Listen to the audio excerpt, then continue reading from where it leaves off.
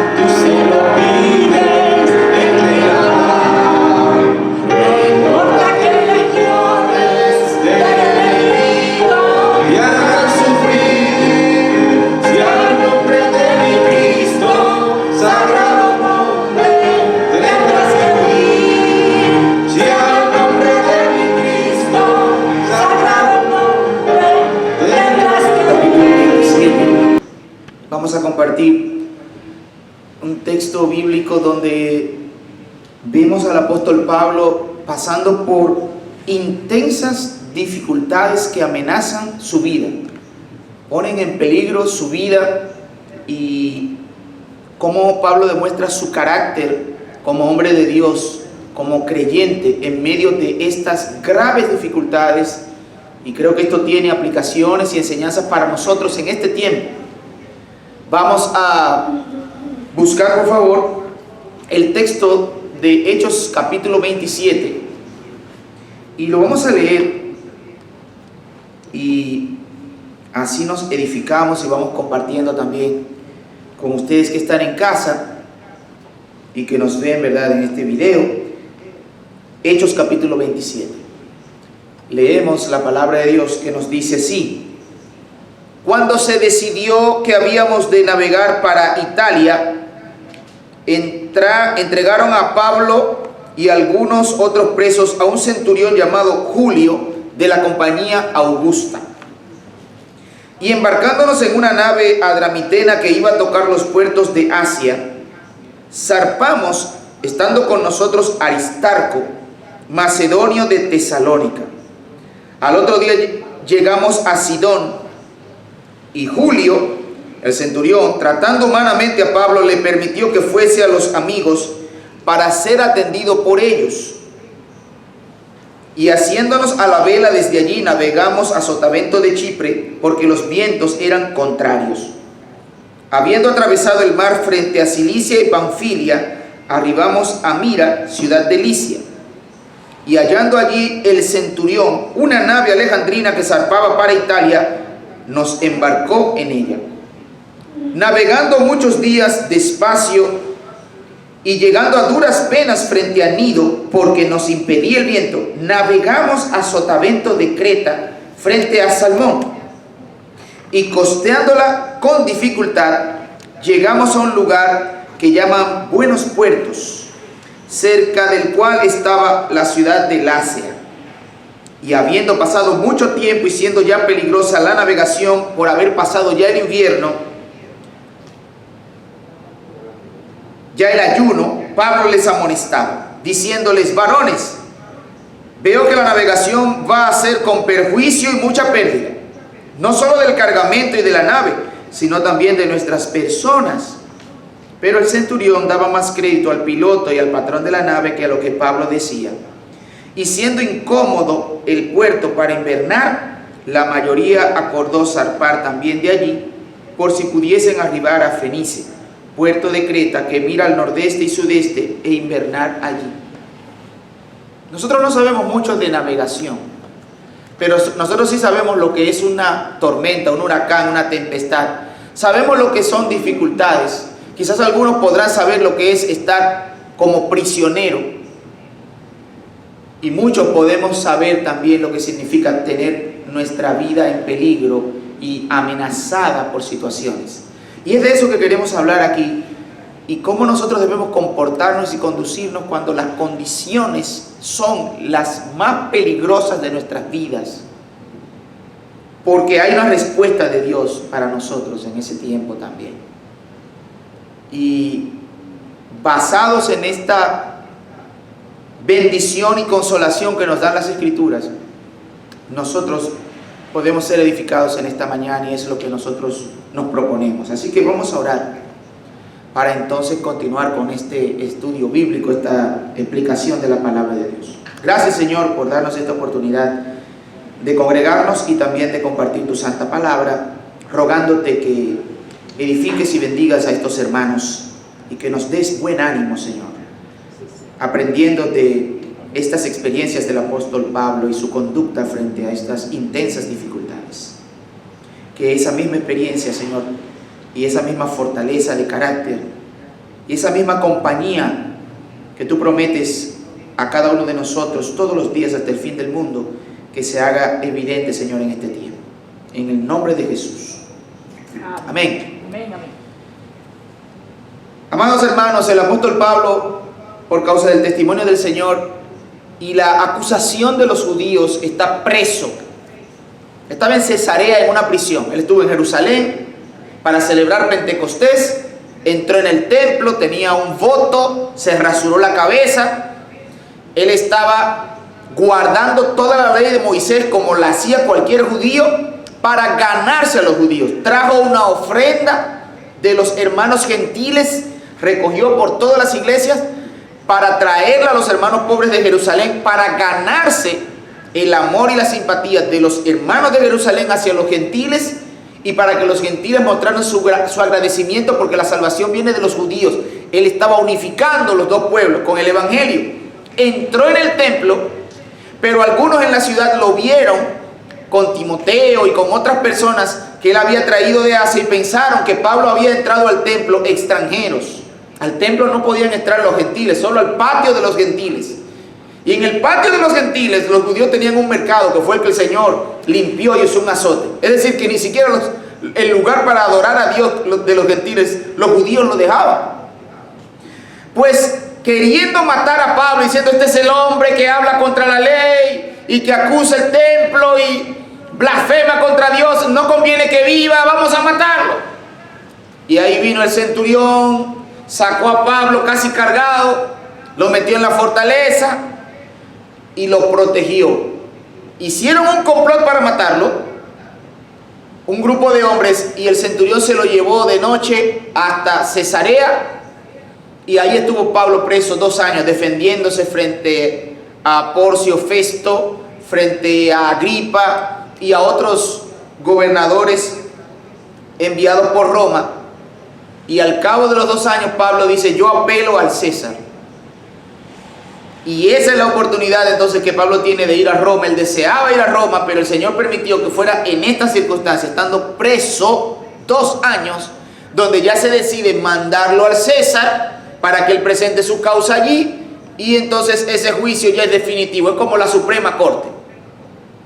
Y aquí entonces el centurión de la compañía romana, que lleva a todos los presos y a Pablo también, alquilan un barco, una nave, dice el versículo 2, una nave adramitena, que iba a tocar los puertos de Asia. Una nave que va navegando por la orilla de la costa. No es una nave que se mete mar adentro, sino va de puerto en puerto por la costa, por el tipo de barco que es.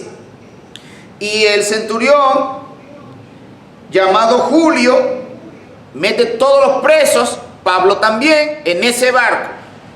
Y llegaron a Cilicia, versículo 5, y Panfilia, a una ciudad llamada Licia. Y había una nave alejandrina allí que zarpaba para Italia, y los embarcó en ella. Es decir, cambiaron de barco. Ahora tienen un barco de carga que viene desde Egipto, una nave alejandrina, viene de Alejandría, cargada de granos, de trigo. Y este barco entonces No es un barco de pasajeros, no es un crucero para tener comodidades. Allí meten a todos los presos porque va para Italia. Y ahí está Pablo empezando su viaje como un prisionero, como uno más, como un esclavo, pero lo acompañan Lucas y el hermano Aristarco. Dos hermanos. Qué bendición, ¿verdad? En una situación difícil, uno tener hermanos que los acompañen. Amén. Pues por eso dice Lucas en el versículo 1, cuando se decidió que habíamos de navegar para Italia, embarcándonos, versículo 2, versículo 3, llegamos. Versículo 4, haciéndonos, es decir, Lucas va con ellos, el que está escribiendo esto. Y dice que se montaron en una nave alejandrina, cambiaron de barco y comienzan las dificultades. Y es lo que yo quiero resaltar aquí en este texto, que aunque son muchos versículos, pero vamos a resumirlo para que usted pueda entender la historia y la enseñanza que tiene. En el versículo 7 empieza la primera dificultad. Dice, navegando muchos días despacio y llegando a duras penas. Y ojalá que usted en su casa pueda tomar este texto bíblico e ir subrayando, porque no hay un versículo donde no se explique la dificultad que hay en todas las áreas, y se va intensificando hasta el punto donde ya peligra la vida de todas las personas que van en este barco. Y estas dificultades tienen enseñanza para nosotros porque prueban nuestro carácter y demuestran también la soberanía y el control que Dios tiene de todas las situaciones que suceden. Versículo 7, navegando muchos días, despacio, llegando a duras penas frente a Nido, porque nos impedía el viento. Oye, voy despacio, a duras penas, muchos días me impide el viento. Nosotros tenemos planificado ir a hacer un viaje y tener un espacio de tiempo, tengo el tiempo medido y se presentan varias dificultades, que el tránsito, que una enfermedad, que un accidente, que cualquier eventualidad que se presenta y nos retrasa, y una dificultad tras otra, y nosotros hemos pasado por situaciones parecidas. Porque la experiencia que tiene el apóstol Pablo, yo no creo que a él se le pueda ganar en récord, porque él dice en 2 Corintios capítulo 11, versículo 25, 3 veces he naufragado en el mar. Oiga, si yo naufrago la primera, no me monto en un barco jamás. Pero el apóstol Pablo 3 veces estuvo en barcos que se hundieron. Pero él no dejó de servir al Señor. Ve, eso es lo que se enseña en la Escritura del carácter de una persona. Cuando usted sabe que el Señor está con usted y cuál es la misión que el Señor tiene con usted. Usted no tiene miedo a las circunstancias porque el Señor las controla. Y dice el versículo 8 que costearon la costa de la ciudad de Creta frente a Salmón. Y dice, costeándola con dificultad, llegamos al lugar que se llama Buenos Puertos. Versículo 9, habiendo pasado mucho tiempo y siendo ya peligrosa la navegación por haber pasado el ayuno, Pablo no es navegante. Pablo empieza a exhortar. Hermanos, hay dificultades. Estamos en un grupo, entre un grupo de personas. Todos estamos sufriendo la misma situación. Estamos perdiendo tiempo. El viento es contrario. La navegación se hace lenta. Esto se está haciendo peligroso. Ese es el momento para que el creyente se ponga de pie y dé un consejo, hermano. Bueno, el mundo está lleno de dificultades y de personas, como dijo el Señor Jesucristo, que tenían misericordia y compasión de la gente porque andaban como ovejas que no tienen pastor. La gente anda sin dirección, necesita consejo. Y usted sabe algo, el Señor nos ha dado todo su consejo en las Escrituras y nosotros no podemos cerrar la boca. Es momento de hablar, es momento de hacer la diferencia, es momento de ponerse de pie, es momento de exhortar y dar ánimo y decir, como dijo el apóstol Pablo aquí, versículo 10, varones, veo que la navegación va a ser con perjuicio, y mucha pérdida, pérdida, no solo del cargamento y de la nave, sino también de nuestras personas. No ha pasado nada todavía, solamente estamos viendo las condiciones.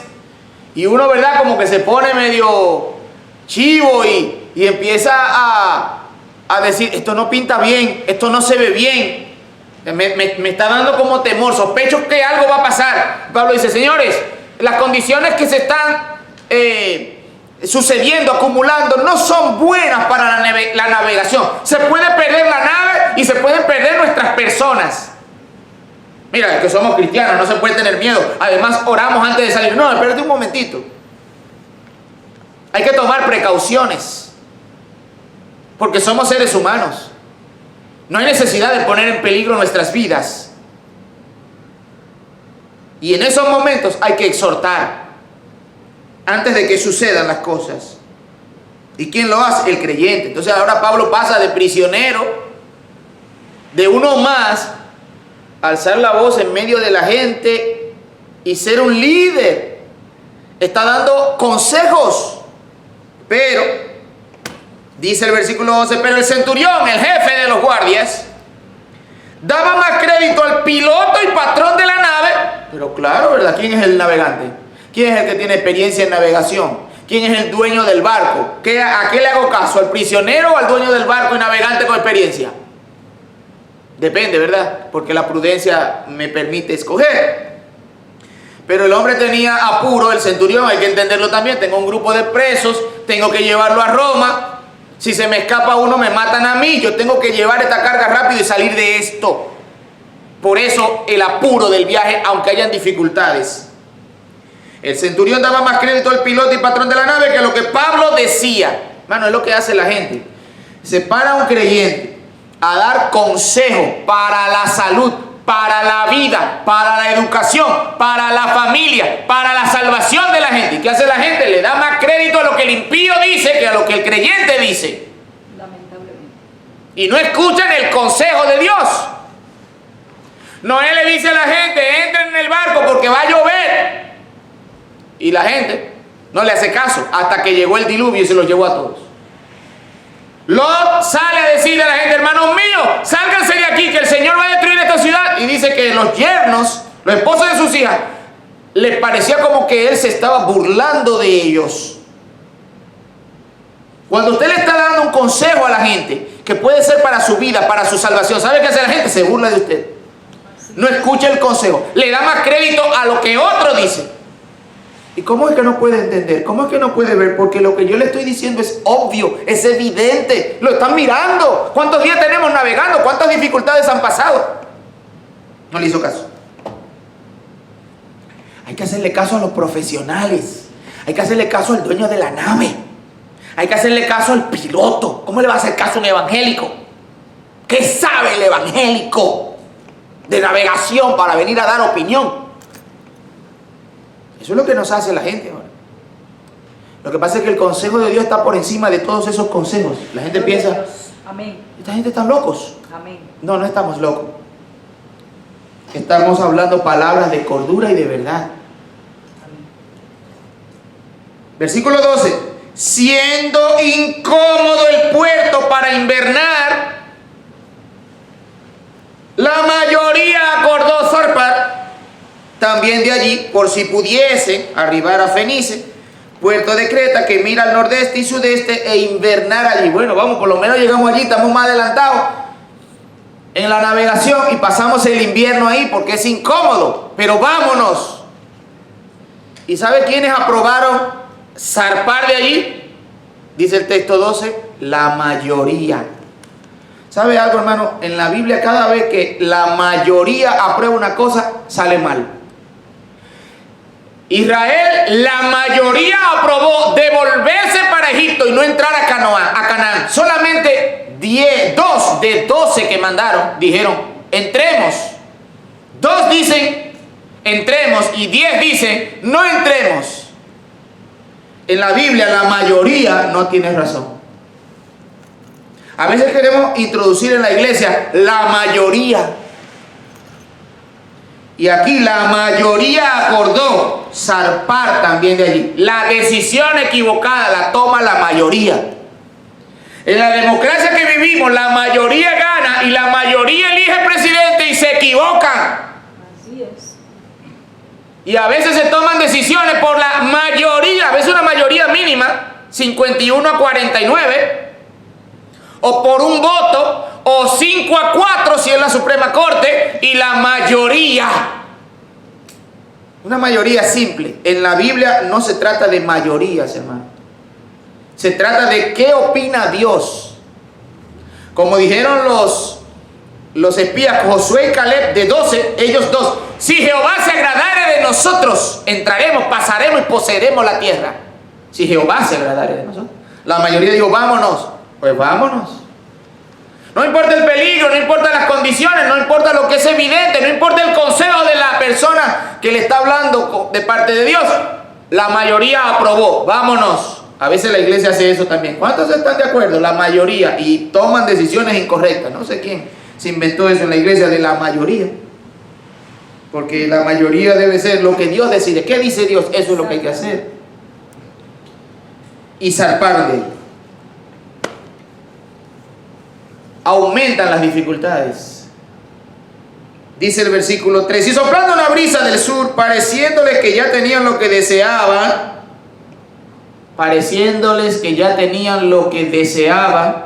la gente quiere, desea, y la mayoría, y deciden, y como parece que sí, que nos va a ir bien, entonces se levanta un viento. Porque ¿sabes algo? A pesar de la mayoría y de la decisión de la mayoría, el que está en control es el Señor. Amén. Y se levantó un viento. Y dice el verso 14: pero no mucho después dio contra la nave un viento huracanado llamado Euroclidón. Viento del este junto con el viento del norte, es lo que quiere decir Euroclidón. Euro es viento del este y Clidón es viento del norte. Y esos dos vientos forman un huracán. Es común en el mar Mediterráneo. Nosotros los que vivimos en el Caribe sabemos lo que es eso. Cuando vienen esos huracanes y le ponen nombre y nosotros los recordamos. Y sabemos lo que significa que hay vientos que no tumban coco. Porque cuando un huracán tumba un coco es porque la cosa es grande. Pues este era un huracán que tumbaba cocos y hundía barcos. Y dice aquí: un viento huracanado llamado Euroclidón. Y siendo arrebatada la nave, no pudiendo poner el frente al viento, nos abandonamos y nos dejamos llevar. No hay nada que hacer. Esto es un barco que hay que quitar las velas y dejar que siga su curso. La idea era que el viento nos llevara por la orilla para llegar a la isla de Creta y pasar el invierno allí. Vino un huracán y nos metió mar adentro sin saber para dónde vamos. Dice el 16: habiendo corrido a sotavento de una pequeña isla llamada Clauda, con dificultad. Óigame, y usted se pone a ver las palabras. Versículo 1, presos. Versículo 7, muchos días de espacio, duras penas, impedía el viento. Versículo 8, con dificultad. Versículo 9, pasando mucho tiempo, peligrosa la navegación. Versículo 10, perjuicio y pérdida de nuestras personas. Versículo 12, siendo incómodo. Versículo 14, viento huracanado. Versículo 16, con dificultad. Tuvieron que soltar, el salvavidas se le soltó de la nave y con dificultad pudieron amarrarlo otra vez. Lo alaron con sogas. El esquife, el salvavidas. Porque si hay que dejar el barco, ¿verdad? El barco salvavidas sirve para algo. Están todavía tratando de salvar la nave y lo que puedan. Y una vez subido a bordo, lo subieron al barco, usaron refuerzos para ceñir la nave. Vamos a apretar el barco porque se aflojaron algunas tablas. Y teniendo temor de dar en la arena, en la sirte y romper el barco, encallarlo, arriaron las velas y quedaron a la deriva. Óyeme, nos azota un huracán, el barco ha sufrido algunos daños, estamos a la deriva. ¿Se pueden poner peores las cosas? Sí. Dice el versículo 18: pero siendo combatidos por una furiosa tempestad, al siguiente día empezaron a alijar. La nave hay que ponerla liviana porque ya no aguanta este peso. Nos vamos a hundir aquí. Al tercer día, con nuestras propias manos arrojamos los aparejos de la nave. Ya van 3 días. Versículo 20: y no apareciendo ni sol ni estrella por muchos días. Y usted sabe lo que significa eso en el mar, ¿verdad? Cuando no hay estrella ni sol, usted no sabe dónde está, porque esas son las luces la guía, los astros le dicen para dónde ir. Perdidos totalmente. 3 días ya en el mar. Hay que soltar las cosas de la nave. Con nuestras propias manos estamos trabajando. Muchos días. Una tempestad no pequeña. Mire, el versículo 14 dice un viento huracanado. En el versículo 18 dice, pero siendo combatidos por una furiosa tempestad. El versículo 20 dice, siendo acosados por una tempestad no pequeña. Yo le quiero preguntar a usted, hermano, si la Biblia menciona 3 veces el tamaño de la tempestad, ¿de qué tamaño era? Grande. Porque yo he aprendido en la Biblia que cuando las cosas se mencionan 2 veces, porque son muy ciertas. Dice, de cierto os digo. En verdad te digo. Y cuando el Señor dice 2 cosas, es porque la cosa es buena. Pero la dice aquí 3 veces. Viento huracanado. Furiosa tempestad, tempestad no pequeña, en el medio del mar, en un barco, perdido, sin sol ni estrella, por muchos días, lloviendo, y la brisa, y las olas, salado de agua de mar. Dice el versículo 20, no apareciendo ni sol ni estrella por muchos días, acosados por una tempestad no pequeña, ya habíamos perdido toda esperanza de salvarnos. La amenaza de la tempestad ya llegó al punto de no solamente amenazar la nave, sino de amenazar la vida de los que estaban en el barco. Y cuando usted está en una situación donde su vida ya se ve amenazada, usted está en estrés máximo intenso, porque lo único que a usted le queda es luchar por la vida. Ya usted no piensa ni en la casa, ni en el carro, ni en la ropa, ni en el estudio, ni si se va a salvar el barco. Ya usted está pensando en su vida, a ver de dónde usted se agarra para sobrevivir. Y esas son condiciones extremas, hermanos, que una persona puede sufrir. Y esos son los momentos en los que usted ya entiende lo que en verdad importa. Que lo material no importa, que el trabajo no importa, que el título no importa, que la posición no importa, que lo que tú has hecho o dicho no importa, que lo único que en verdad importa es tu propia vida. Y dice el Señor, ¿qué recompensa dará el hombre por su vida? ¿Qué recompensa dará el hombre por su vida? La vida es lo más importante que tiene un ser humano, es un don de Dios. Por lo menos aquí en la cultura occidental nosotros valoramos la vida. Estas personas, dice Lucas escribiendo, perdimos toda esperanza de salvarnos. Pero ellos son cristianos, son hermanos. Los hermanos también perdemos la esperanza de salvarnos. Pero el Señor me ha prometido y yo tengo la Biblia. Somos seres humanos, hermanos. Tenemos sentimientos, tenemos emociones. También nos desesperamos, también tenemos dificultades. Sí, hermano. Y nos deprimimos también. Sí, Señor. No hay nada humano que a un creyente no le suceda. Y eso no es falta de fe. Esa es la situación. No tengo que reprender a nadie porque está atravesando una situación difícil y reacciona como humano a la situación. El Señor nos enseña a cómo nosotros reaccionar y a ejercer nuestra fe. Pero humanamente esa es la forma en que reaccionamos. Nadie tiene que avergonzarse. Somos humanos. Así es. Perdimos toda esperanza de salvarnos. ¿Y qué hace un creyente en medio de una situación así donde no se puede poner peor? Dice el verso 21, entonces Pablo, como ya hacía mucho que no comíamos, también.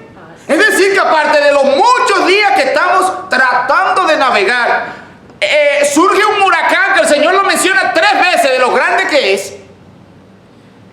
Y entonces pasan ya muchos días sin comer. Aparte de que el huracán ya es suficiente para que perdamos la esperanza de conservar la vida, ahora se suma el hambre. No era suficiente ya. El mar es una amenaza, el viento es una amenaza, pero ahora tú me sumas el hambre también, está amenazando mi vida.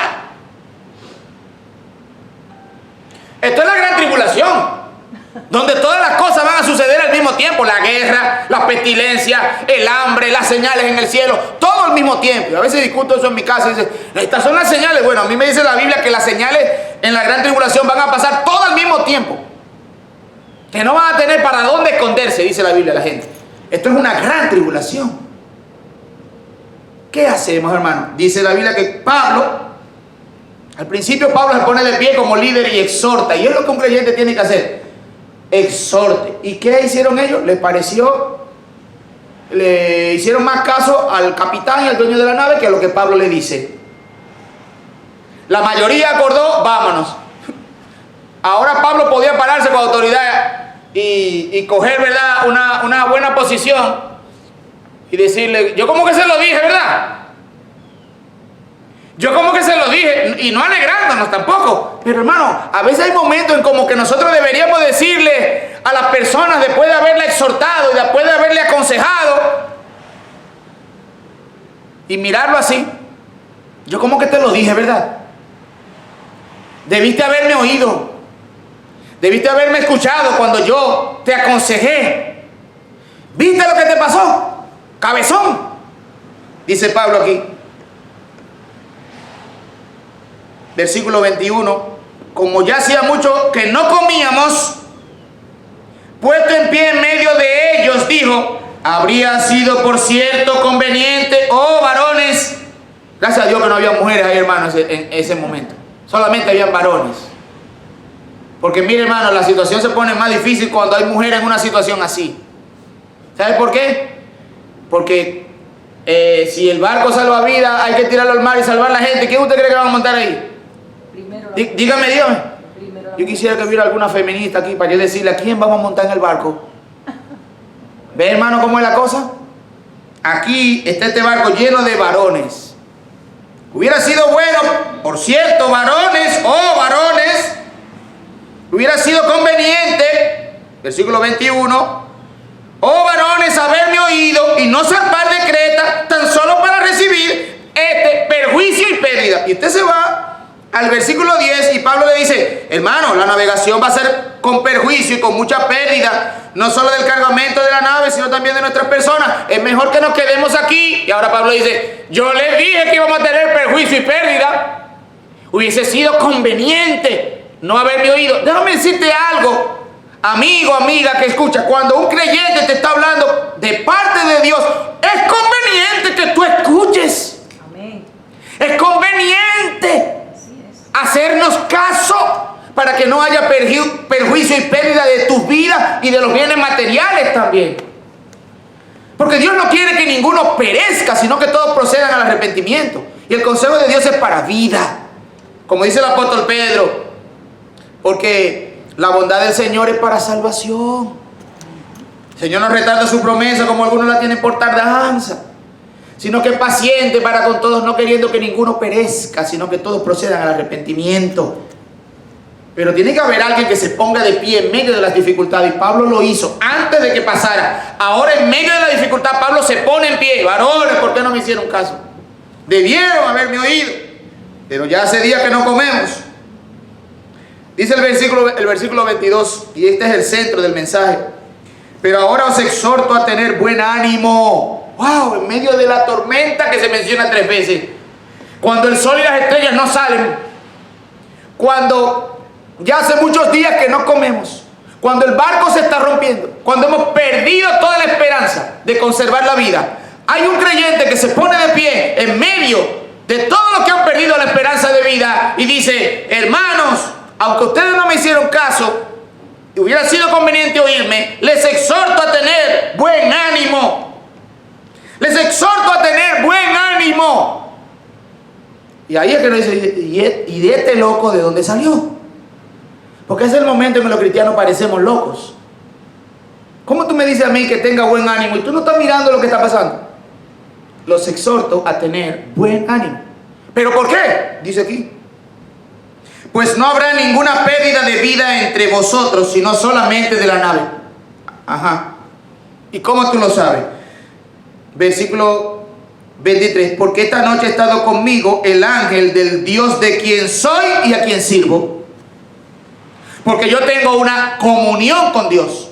Porque yo tengo una comunicación con Dios. Y Dios me ha asegurado, el ángel de Dios, de quien soy y a quien sirvo, me ha dicho, versículo 24, Pablo, no temas, es necesario que comparezcas ante César, es decir, llegas a Roma, y he aquí, Dios te ha concedido todos los que navegan contigo.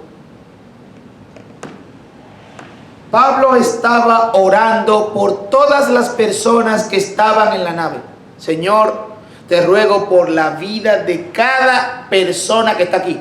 El capitán del barco, el centurión que se llama Julio, el hermano Lucas, el hermano Aristarco y todos los otros 200 y pico de presos que están aquí, que yo no los conozco. Señor, ten misericordia de la vida. Si hubiera sido un cristiano, hermanito de esto de ahora, hubiera dicho, Señor, mira cuántos impíos, ladrones, violadores, atracadores, Señor, ahógalos aquí a todos, Señor, dale justicia, mátalos a toditos, se lo merece, Señor, y sálvame a mí.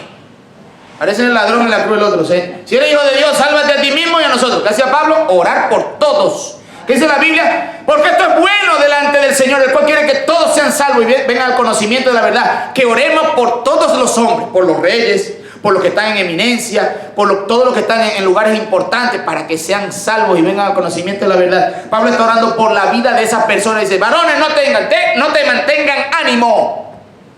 Tengan ánimo, porque el Dios de quien soy y a quien sirvo ha estado conmigo y me ha dicho que ninguno de vosotros se perderá. ¿Perdieron la esperanza de tener la vida? El cristiano da esperanza de vida. El cristiano se pone de pie en medio de las dificultades. El cristiano da ánimo, tened buen ánimo. El cristiano testifica del Dios de quien usted es y a quien usted sirve. Y el mensaje del cristiano es de vida. Todos ustedes van a conservar la vida. Lo único que se va a perder en la nave, porque el Señor me ha dicho, te he concedido, te he contestado la oración, todos los que navegan contigo. Déjeme decirle algo, hermano. ¿Usted sabe por qué ese barco no se hundió y las personas perecieron? Porque ahí iba el apóstol Pablo. Si el apóstol Pablo no hubiera ido ahí, se pierden todos. El mundo no sabe que el Señor no ha destruido este mundo y tanta maldad por los justos que todavía viven en la tierra. Amén, gloria a su nombre. Los inconversos, los que no conocen a Dios, los amigos que nos escuchan y no se han convertido, no saben que su vida depende de los creyentes que están orándole al Señor. Y que sus vidas son salvadas porque hay un creyente ahí en tu vecindario, al lado tuyo, y Dios bendice la vida de los demás por ese creyente. Por eso es que yo le digo, hermano, que el creyente tiene que ponerse de pie en medio de estas situaciones. No callarse y decir, el Señor ya viene, Él va a resolver esto, ya yo estoy salvo, que se pierdan los otros. Esa no es la actitud del creyente. La actitud del creyente es salvar a todos. Y que el Señor nos conceda la salvación de todos. Amén. En medio de las dificultades más grandes. Amén. Ponte de pie, hermano. Testifica de tu Dios. Dale buen ánimo a la gente. Y pídele al Señor que te conceda la vida de los que están contigo. Por tanto, varones, tened buen ánimo. Y se lo dice 2 veces. Queremos decirle a la gente en medio de las dificultades más intensas, tened buen ánimo. ¿Por qué? Porque el Dios de quien soy, a quien sirvo, he orado por ustedes y me ha concedido la vida de todos los que navegan conmigo. Tened buen ánimo. Eso es lo que la gente necesita oír en este tiempo. ¿De quién? De los creyentes. Te pone la noticia y usted lo único que oye son malas noticias, negativos, estadísticas, muerte, peligro, guerras, malas noticias. ¿Y dónde están los cristianos? Oyendo noticias malas, poniéndose de acuerdo, juntándose con la mayoría. ¿Y qué es lo que tenemos que hacer? Exhortar, dar buen ánimo y orarle al Señor por esa gente. Ponernos de pie, ser líderes en medio de las dificultades más intensas, para que la gente tenga buen ánimo. Tener buen ánimo, versículo 25, porque yo confío en Dios, que será así como se me ha dicho. ¡Wow! ¡Qué bendición, hermano! Este hombre dice, el Dios de quien soy, el Dios a quien sirvo. Confío en Dios que será así como se me ha dicho. El centro de toda esta situación, de toda esta dificultad, el que tiene control de la tormenta, del viento, de los días de dificultad y de los días sin comer, es Dios, el Dios verdadero, el Dios de nosotros. Esto no es como un momento como para hablar de Dios. Esto no es como un momento como para orar. Esto no es como un momento para hacer un culto. Yo creo que ese culto que Pablo está haciendo ahí había que suspenderlo. Hay que ser prudente. Hay un día en que usted se congrega, hay otro en el que usted no se congrega. En medio de la tempestad más grande, cuando usted pierde la esperanza de conservar la vida, en ese momento usted tiene que confiar en el Dios al que usted pertenece y al que usted sirve. Y de ese Dios hay que testificarle a los demás. Y a ese Dios hay que rogarle para que salve la vida de los demás. Y dice Pablo, y yo confío que será así como se me ha dicho. Con todo, es necesario que demos en alguna isla. Venida la 14ª noche, una quincena sin comer. Hermano, con sinceridad, ¿cuál es el tiempo más largo que usted ha pasado sin comer? Por la razón que sea. ¿De un día? Eso lo pasa cualquiera.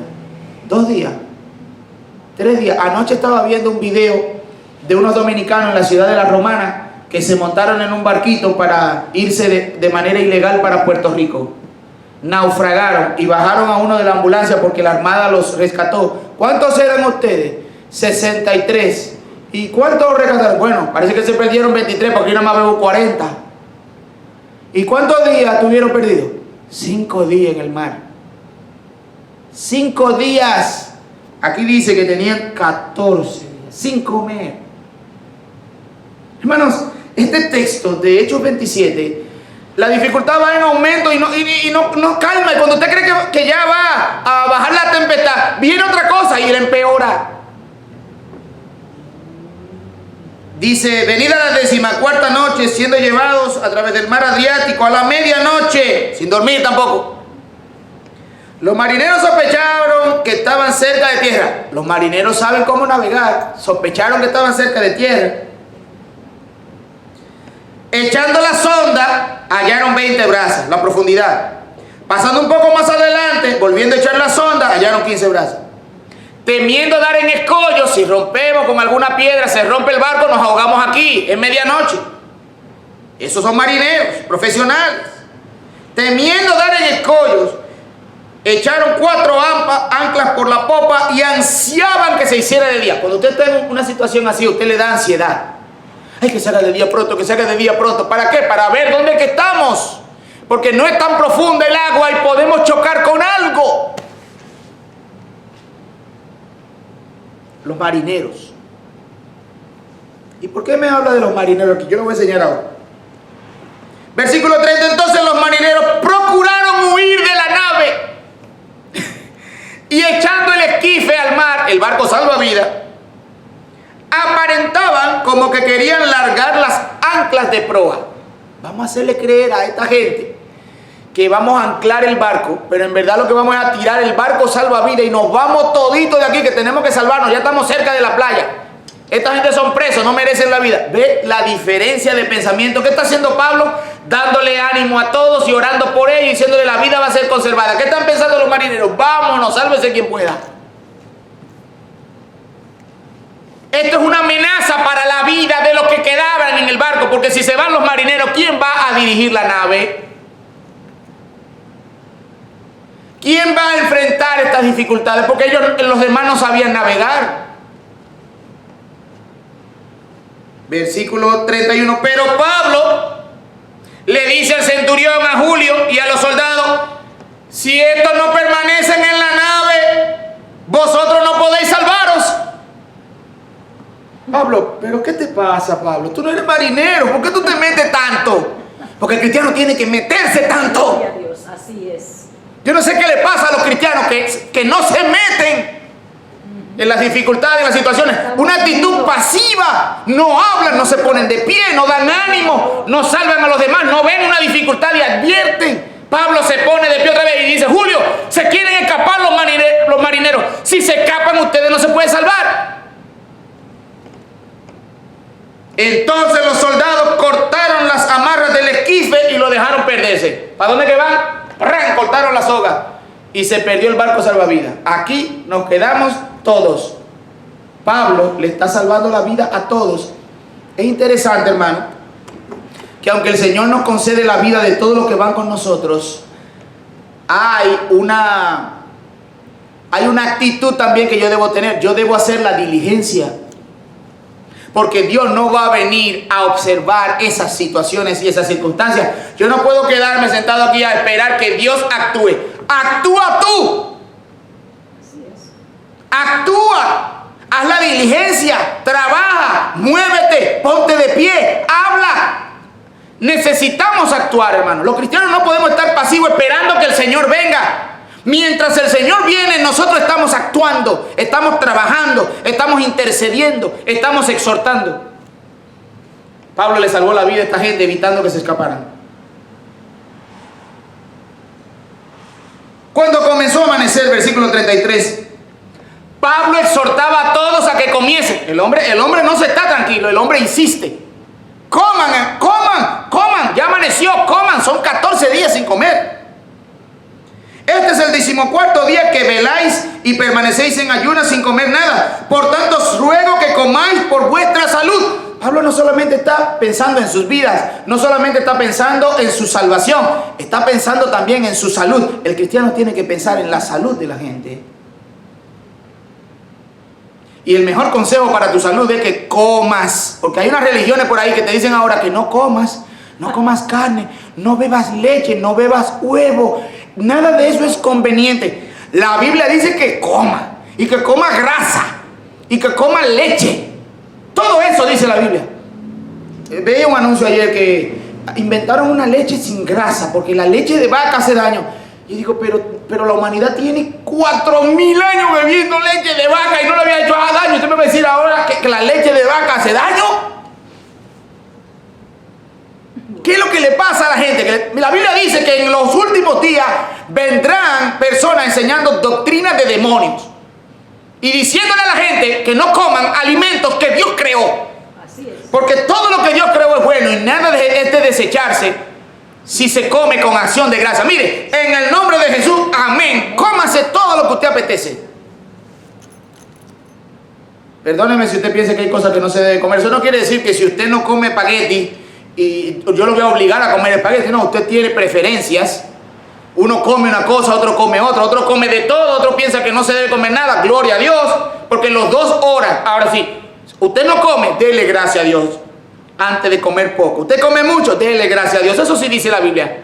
Y dice la Biblia, el que come no menosprecia al que no come, y el que no come no menosprecia al que come. Amén. Amén. Pero la Biblia dice que coma. Y si come y bebe, dele gloria a Dios. Dice, todo lo que hacéis, sea de palabra de ellos, y pues coméis o bebéis, dele gloria a Dios. Y Pablo está exhortando a la gente aquí que coman. ¿Por qué? Por vuestra salud. ¿Usted quiere tener salud, hermano? Coma bien. Amén. Amén, amén. No sé, porque ya estoy terminando para que nos vayamos a comer, hermano. Tranquilo. Entonces, Pablo está exhortando a los hermanos que coman. Está preocupado por su salud. Está preocupado por sus vidas. Está preocupado por su salud. Por su salvación.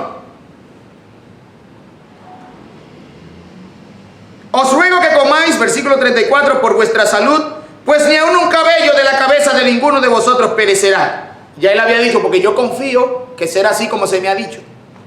Y habiendo dicho esto, tomó el pan, dio gracias a Dios en presencia de todos, y partiéndolo comenzó a comer. Vamos para Chick-fil-A, vamos para, ¿cómo se llama este asunto? Golden Corral, vamos para, ¿dónde más se come aquí? Vamos para Wing Kingdom, los sitios que he ido, tengo que ir a más sitios, necesito más experiencia. Todos los sitios de comida donde usted vaya. ¿Quién va a orar? Siempre hay alguien que le da vergüenza darle gracias a Dios delante de los demás porque lo van a estar mirando. Ya nuestros hijos no quieren orar ante la gente, ni en la casa oran. Hay que darle gracias a Dios delante de todo el mundo. Amén, amén. Pablo agarró el pan en presencia de todos, 14 días sin comer, lo partió, dio gracias y empezó a comer. ¿Quién hizo así? El Señor Jesucristo. Partió el pan, dio gracias y comió. Él nos enseñó eso. ¿Por qué hay que dejar de dar gracias? Yo no soy religioso. Dice la Biblia que le des gracias a Dios delante de todo el mundo. Porque no te da vergüenza comer delante de todo el mundo. Pues no debe darte vergüenza darle gracias a Dios delante de todo el mundo. Y Pablo lo hizo. Un ejemplo en todo. Y comenzó a comer. Entonces todos, teniendo ya mejor ánimo, comieron también. Gloria a Dios. En medio de las dificultades más grandes, un creyente se pone de pie, le da ánimo a los demás, los exhorta a tener ánimo porque el Señor le ha contestado la oración. Empieza a comer delante de ellos, les dice que tengan ánimo por su salud. Y cuando ellos lo ven comer a él, los demás empiezan a comer también, porque cuando tú estás angustiado se te quita el hambre. Cuando tú tienes dificultades, tú no quieres comer. Pero si tú ves que alguien ya está comiendo también, yo también voy a comer, y recuperas el ánimo y dice, y teniendo ya mejor ánimo, comieron también. Esa es otra de las cosas que el Señor no va a venir a hacer por ti. Tienes que comer.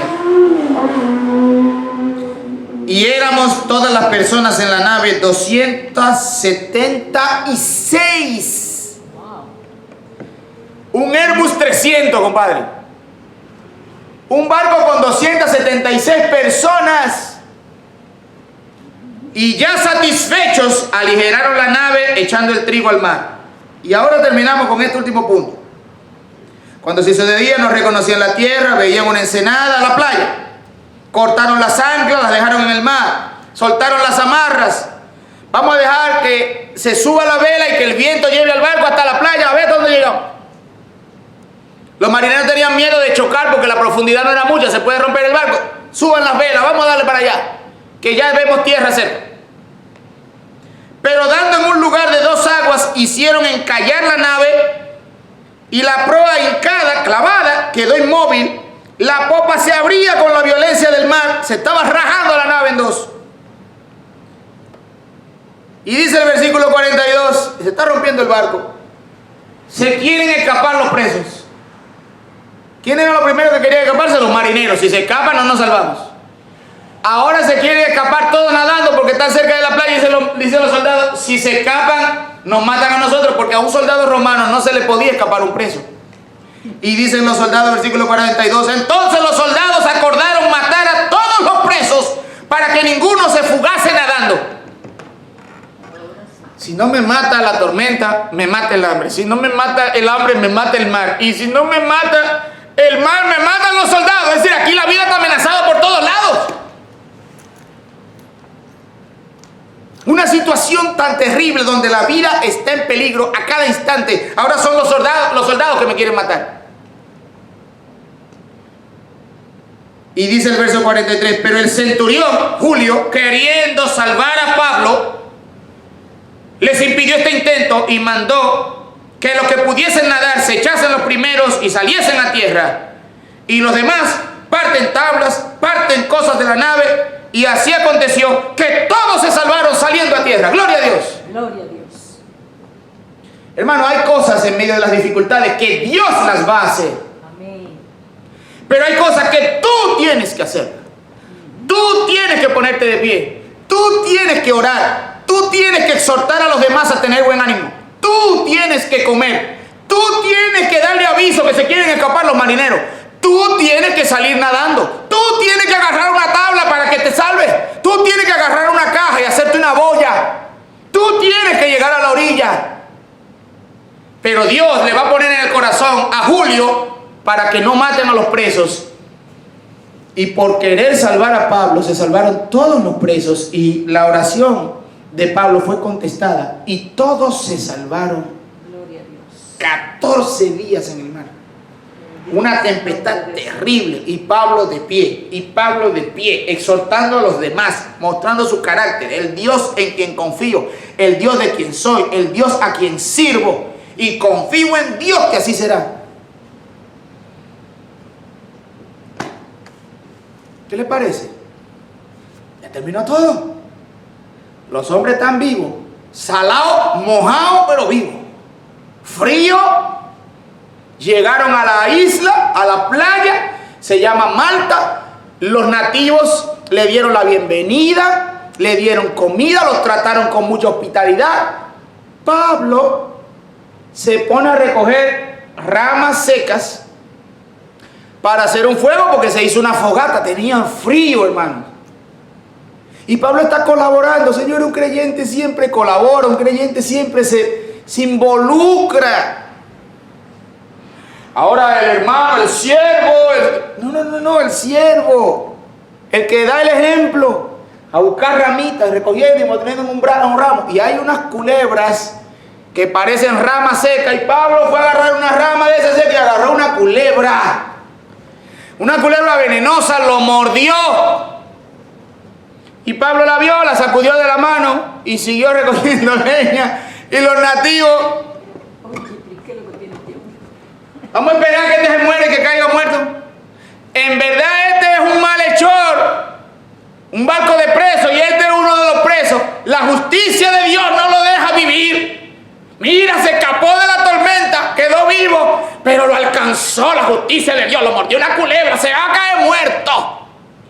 Parece unos evangélicos que hay por ahí, unas iglesias que viven juzgando y haciendo juicio y diciendo ojalá y te muera y todo lo que se les ocurre. Te escapaste del mar, pero de la culebra no, la justicia de Dios, nadie se escapa. ¿Y qué es esto? Así piensa la gente. Y como vieron que no le pasaba nada, Pablo dice, este tipo viene del cielo, este es uno de los dioses. Óigame, cambiaron de parecer, dice el versículo 6, esperando que se hinchase o cayese muerto de repente, mas habiendo esperado mucho y viendo que ningún mal le venía, cambiaron de parecer y dijeron que era un dios. Señores, así es la gente. Eso que hoy te están diciendo malhechor y que te dejaste escapar del mar y la culebra entonces te murió y te vas a morir, ahora cambian de parecer. No, este es un dios. ¿Qué pasa? Pero yo era un malhechor y ahora soy un dios, ¿qué pasa? Así es la gente, hermano. No te puedes llevar de la gente, no, porque la gente va a decir y qué va a opinar la gente. No te lleve de lo que va a opinar la gente. Y ahí Pablo visitó al papá del gobernador de la isla, que estaba enfermo, oró por él, lo sanó, estuvieron muchos días allí. Pablo le predicó a esa gente, muchos se convirtieron al Señor, y luego vino un barco, se los llevó y llegaron a Roma. En medio de las dificultades más difíciles, el creyente se pone de pie y da buen ánimo a los demás. Amén. Hermanos, estamos pasando por dificultades extremas, como la mayoría de nosotros no habíamos visto en nuestras vidas, porque nuestros abuelos y bisabuelos pasaron por la Segunda Guerra Mundial, que es el evento más terrible que ha sucedido en la humanidad y todavía no ha sido superado. Ni siquiera la epidemia de gripe de 1920 ha sido superada, mucho menos la peste bubónica del siglo XIII, del siglo XIV. Estas cosas no la han superado, pero como nosotros nunca lo habíamos visto, para nosotros es lo más grande que ha sucedido en nuestras vidas. Y la gente tiene miedo, y la gente pierde el ánimo, y la gente pierde la esperanza de la vida, y la gente está aterrorizada. ¿Y sabe qué es lo más doloroso? Los cristianos son los primeros que están escondidos también en la cueva y están sufriendo las mismas dificultades con miedo, y no aparece alguien que se ponga de pie y diga: señores, el Dios de quien soy, a quien sirvo, me ha concedido la oración. No teman, tengan ánimo. Coman, anímense, trabajen. Hermano, no dejen tu trabajo. No, que la pandemia, trabaja, hermano. Hermano, no dejes de comer. Hermano, no dejes de congregarte. Hermano, no te lleves. Ya el Señor nos dijo: yo estoy con vosotros todos los días hasta el fin del mundo. No tienes que tener temor. Yo tengo que nadar, yo tengo que agarrar una tabla, yo tengo que avisarle a Julio que se quieren escapar los marineros, yo tengo que hacer diligencia. Dios no va a hacer todo lo que yo puedo hacer. Hay cosas que Él las va a hacer. Él le va a poner en el corazón a Julio que no mate a los presos. Él es el que va a hacer que una culebra no me mate. ¿Quién es el que lo va a hacer? Dios. Hermano, si el Señor decide que tú te vas a morir, te vas a morir de COVID-19, de COVID-20, de COVID-21, de COVID-200, de todos los números que usted le quiera poner. Y si quiere que tú te mueras, te vas a morir sentado en tu casa con todas las cosas que los médicos, que la mayoría ha dicho que uses. La intención es: ¿a quién le va a hacer caso? ¿A la mayoría o a lo que Dios dice? Amén. Porque el Señor dijo: yo estoy con ustedes todos los días hasta el fin del mundo. Entonces yo no veo por qué hay que tener un pánico. Una cosa es prudencia, con P, y otra cosa es pánico. El creyente tiene que dar ejemplo de que su carácter está anclado en la persona de Dios en medio de las dificultades más intensas. Aunque el peligro de tu vida sea el mar, aunque el peligro de tu vida sea la tempestad, aunque el peligro de tu vida sean los soldados, aunque el peligro de tu vida sea una serpiente venenosa, el Dios de quien soy y a quien sirvo puede salvar tu vida. Y yo confío en Dios que así será. Y te exhorto, hermano, a que tú te pongas de pie y tú animes a los que están alrededor tuyo, en tu casa, en tu familia, en tu trabajo, en tu iglesia, para que ellos, viendo tu fe y viendo tu ánimo y viéndote comer, cuando nadie quiere comer, tú estás comiendo. Cuando nadie quiere orar, tú estás orando. Cuando todos están sentados, tú te pones de pie. Cuando nadie quiere hablar, tú te pones de pie y hablas. Cuando ellos vean ese espíritu diferente que hay en ti, porque el Dios en el que tú has creído es diferente, entonces ellos también van a cobrar ánimo. Y el Señor va a salvar a muchos. Cristiano, este es un tiempo para ponerse de pie. Este es un tiempo para tener fe. Este es un tiempo para no temer. Vamos a dar gracias al Señor. Después de la tormenta viene la calma, viene la paz. Si a Cristo de rodillas tú se lo pides, Él te dará. No importa que legiones del enemigo te hagan sufrir, si al nombre de mi Cristo sagrado nombre tendrás que huir, si al nombre de mi Cristo sagrado nombre tendrás que ir. Otra vez. Después de la tormenta viene la calma, viene la paz. Si a Cristo de rodillas tú se lo pides, Él te dará. No importa que legiones del enemigo te hagan sufrir, si al nombre de mi Cristo sagrado nombre tendrás que huir, si al nombre de mi Cristo sagrado nombre tendrás que huir. Oh, qué poder tenemos en Cristo. Gracias, hermanos. Pueden sentarse. Y después de estas alabanzas que sabemos que el Señor las ha recibido porque ha sido de corazón, vamos